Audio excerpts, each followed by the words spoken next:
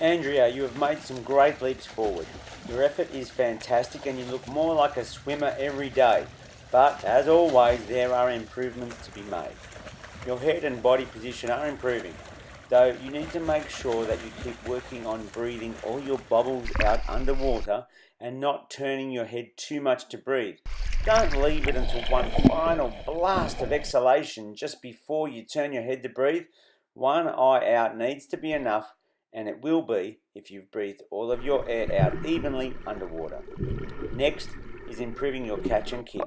Your hands enter the water in front of your head with fingers pointing straight ahead. Then they move sideways. Then they press down on the water.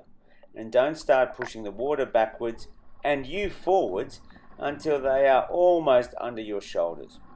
Imagine if your hands entered in front of your shoulders and pulled straight back. That would really get the water moving back to your feet quickly. Better still, imagine if you had your fingers pointed down here instead of here.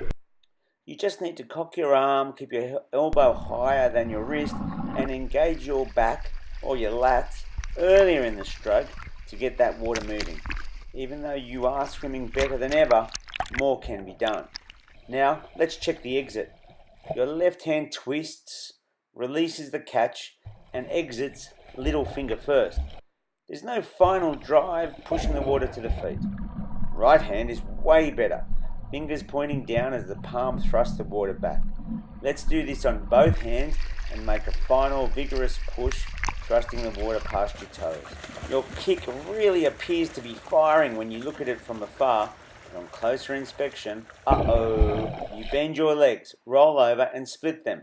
And I haven't got a great shot of it, but your feet look like they need to be more relaxed so that your toes point straight back like a ballerina's rather than towards the floor. Two things that slow you down when you kick: bent legs, they actually make you go the wrong way. The same applies for feet that point down. You need to relax your kick a little until you sort these things out. Kicking harder only makes these things worse. I think if you work on breathing your bubbles out evenly, you can reduce your head roll and subsequently your body rotation, which will help your kick remain more up and down. Here is a photo of the sort of rotation the best swimmers have. You should be aiming for this. It is also worth noting their hands, fingers pointing down far earlier into their catch. If you can get even more value from your arms with an earlier catch, there will be more consistent movement forward and less need to get everything going again after you roll around to breathe with one massive bent leg kick. Here are the keys to improving your kick.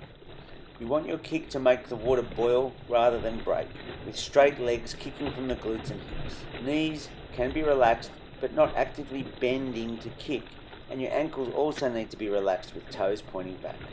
Your tumble turns are going well and will continue to improve the more work you do. Your swimming is getting better and faster, and if you can do these things I've spoken about, the improvement will continue.